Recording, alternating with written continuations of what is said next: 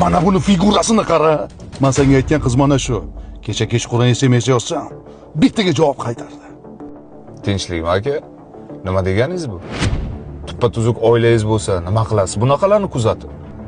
O'zingda tinchlikmi uka? Qiziqishing pasayib qoldimi? Hey, tanish doktorim bor, ayting. Yig'ishtiring hazilingizni. Kap-katta odam uyalmaysizmi? Qarang, qizingiz sizni kutib olishga chiqdi. Nima deysan? Bor onangning oldiga bor. Uka, odamni xijolat qilib qo'yding. Bir ko'zingni ochib qara. Yuzida birorta ham ajini yo'q. Endi yangangni yoshi o'tib qoldi-da. Har doim ham bitta ovqat yemaysan-ku. Ko'ngil boshqa ovqatda ham tusab qoladi ukajon. Yangamning yuzidagi ajinlar kimni deb tushdi?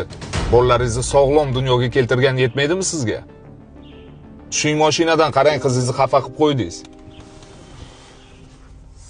Yaxshimisan jiya? Barakalla, mana bu senga. Yoqdimi? Barakalla. Qarang aka, qanaqa chiroyli bolalaringiz bor. Haqiqiy ayolning chiroyi bolalarning yuzida bo'ladi. Yana o'zingiz bilasiz.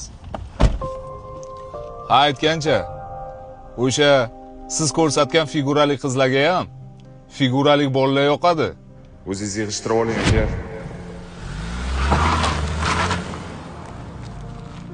Malades uka. Ancha ulg'ayib qolibsan. Sinovimdan yaxshi o'tding. Bu videoni jondan aziz aka-ukalarga tashlab qo'yinglar.